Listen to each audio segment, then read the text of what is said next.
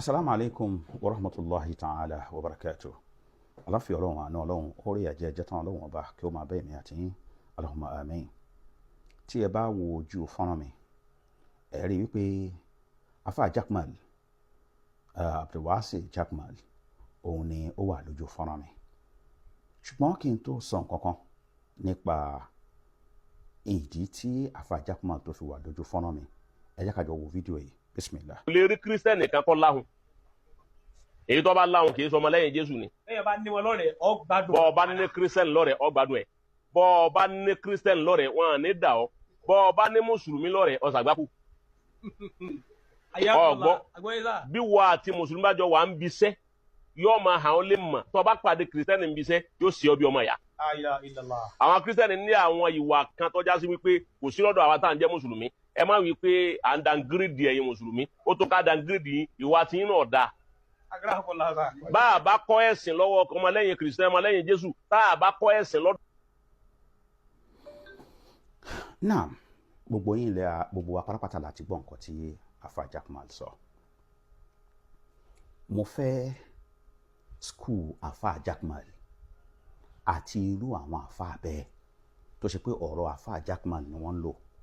Mi ò máa yín o èèyàn ọmọ kéwòké ẹ̀dá síta o kí ẹ máa wá sọ́ndà comment section kí ẹ máa sọ nǹkan tó bá wù yín ṣùgbọ́n ó dá mi lójú wípé wàlà akíbọ̀tò lè lè mọ̀ tẹ́kì yìí ṣe rí gbogbo nǹkan tá a bá jọ ń ṣe lásìkò yìí gbogbo apárápátá lájọ máa gbẹ̀san ẹ̀.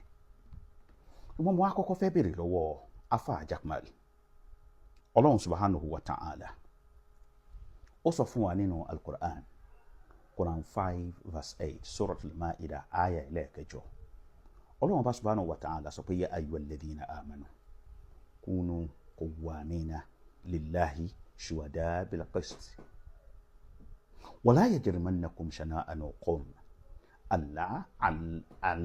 alla ta'dilu i'dilu wa aqrabut taqwa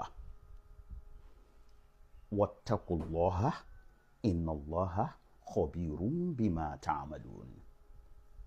Ọlọ́run subhanahu wa ta'ala ó sọ fún wa ó ní mo pè yín tí ẹ gbà mí gbọ́ lódodo ó ní kunu qawwamina lillahi shuhada bil qist tí ẹ bá fẹ́ dúró ẹ dúró déédéé pẹ̀lú Ọlọ́run ọba níbi ìjẹ́rìí yín ìyẹn ní pé tí ẹ bá fẹ́ jẹ́rìí ẹ sọ̀rọ̀ nítorí ìtọ́lọ́run tí ẹ bá fẹ́ sọ̀rọ̀ nípa nǹkan ẹ sọ̀rọ̀ nítorí ìtọ́lọ́run ọba wala yajrimannakum shana'anu qawmin ala alla ta'dilu.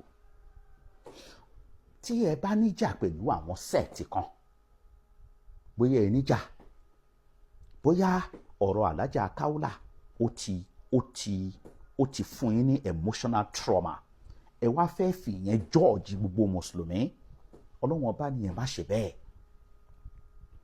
I'dilu ẹ ṣe déédéé wa aqrabut taqwa déédéé yẹn ni ó mú yín súnmọ́ bẹ̀rù Ọlọ́run ọba wattaqullaha ẹ páyà Ọlọ́run wò innallaha khabirun bima ta'malun gbogbo ohun tẹ́ ẹ bá ṣe láyé pátápátá lọ́lọ́run ọba máa fún yẹn ní ìró ẹ̀. ìyẹn àkọ́kọ́. ẹlẹ́ẹ̀kejì afa Jaqmal ọ̀rọ̀ tẹ́ ẹ sọ you are referring to Muslim ẹ lo collective now ńṣe lẹ́ ń lo separate tẹ́ ẹ sọ pé ẹ̀yin mùsùlùmí are you not a Muslim? Number one question mi nìyẹn. First question mi nìyẹn o. ẹlẹ́ẹ̀kejì ǹjẹ́ ẹ mọ̀ ìtumọ̀ nǹkan tó ń pè ní stereotype judgement kéèyàn wà stereotype ìtumọ̀ ẹ̀ ní wípé kí èèyàn máa fi ìdájọ́ àwọn kan díẹ̀ àwọn kan tó ń ṣe nǹkan kankan àwọn díẹ̀ kan ká wá fi máa dájọ́ gbogbo èèyàn nǹkan tó ń pè ní stereotype nìyẹn nítorí pé ọ̀pọ̀lọpọ̀ èèyàn àfa tí ẹ máa ń ṣe wáàsí nígbà tó já pé ẹ lọ lé kí wọn ò kọ́ yín ní research tí ẹ bá ń ṣe research ni ẹ wo àwọn akadá tí wọ́n bá máa sọ̀rọ̀ wọ́n á ní based on research tí mo ṣe on my personal research nǹkan báyìí wọ́n á mú statistic yẹn wọ́n á mú wá wọ́n á sọ pé báyìí ẹ̀yin ẹ kàn jókòó ẹ dẹ̀ ń sọ̀rọ̀ ẹ dẹ̀ sọ pé gbogbo àwọn mùsùlùmí èèyàn burúkú ni wọ́n definitely tí èèyàn bá yín lò nítorí pé response èèyàn fún àwọn nǹkan la máa fi mọ orú èèyàn tí wọ́n jẹ́. ìyẹn number 2 ṣe rí gbogbo àwọn èèyàn pàápàá jùlọ àwọn ará òkè wọn á máa sọ pé Ìjẹ̀bú láhùn. Does that mean pé gbogbo Ìjẹ̀bú pátápátá ló láhùn? Ǹjẹ́ ẹ mọ historical background of Ìjẹ̀bú láhùn? So tí èèyàn kan bá wá gbé lẹ́mìí pé Ìjẹ̀bú láhùn, torí náà gbogbo nǹkan tó wà lẹ́mìí ni pé gbogbo Ìjẹ̀bú pátápátá ló láhùn, wọ́n máa ń pè yẹn ní feasibility bias. Alfa Jaqmal, feasibility bias náà máa ń pè é tó bá ní kẹ́ lọ ṣe feasibility studies about nǹkan, báwo ni nǹkan yìí ṣe rí, ẹ̀yin ti rí àwọn set kan tó ṣe pé àwọn nìkan ni wọ́n ní burúkú lára, àwọn nìkan ni wọ́n ní dáadáa lára. Kò sí ibi tí irú nǹkan yẹn tó wà, kò sí pé àwọn this sect àwọn burúkú ara wọn nìkan ló wà, àwọn eléyìí ò burúkú ló wà. Ẹ jẹ́ kí n tó fún yín lápẹẹrẹ. Ǹjẹ́ ẹ máa gbọ́ tí wọ́n sọ pé Àgídìgbò FM kọ́ máa gbé wá sí Ìlọrin, ìpè nítorí pé tí wọ́n bá gbé wá sí Ìlọrin ìpè àìmọye ọmọ àlè ló máa tú nítorí pé obìnrin Ìlọrin wọn ò lè ṣe kí wọ́n má lálé. Ṣé bẹ́ẹ̀ ni? Rárá, kò rí bẹ́ẹ̀. Does that mean pé nítorí pé àwọn fíìwù kan ní ìlú Ìlọrin tó jẹ́ obìnrin wọn ò lè má lálé pẹ̀lú ọkọ wọn? Does that mean pé gbogbo obìnrin Ìlọrin ló ń ṣe? No, tí èèyàn bá ṣe bẹ́ẹ̀ yẹn sọ̀rọ̀ feasibility bias ni, àbí èèyàn wà stereotype. Alfa Jaqmal, ẹ wá ní mùsùlùmí ìwà yín ló burú jù. Ẹ jẹ́ kí n wá fún yín ní àpẹẹrẹ kan. Allegedly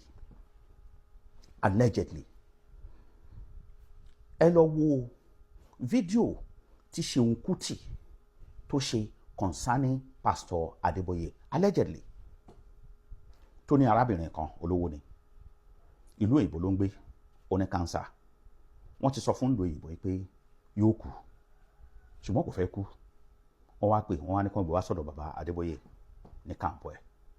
Nígbà tó wá sí kàǹpọ̀ ẹ̀, wọ́n gba $250,000 lọ́wọ́ arábìnrin pé kò ní kú. At the end of the day obìnrin yẹn kú. Àwọn ọmọ obìnrin yẹn wá gbé ní redeem camp, wọ́n wá gbé arábìnrin yẹn lọ sílé bàbá Adébóyè ní same redeem camp.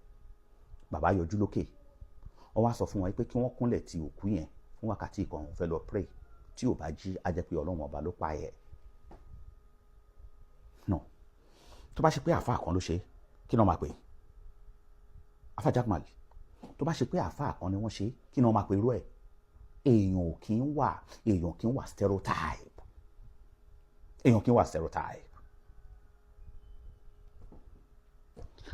Tí wọ́n bá béèrè lọ́wọ́ yín pé nínú àmàlà àti ẹ̀bà èwo ló dáa jù,